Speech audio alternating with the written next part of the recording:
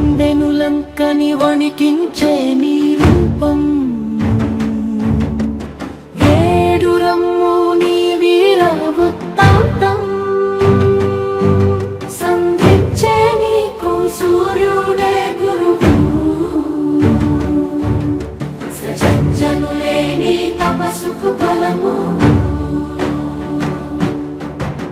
రాముని నామం నీవు జపించ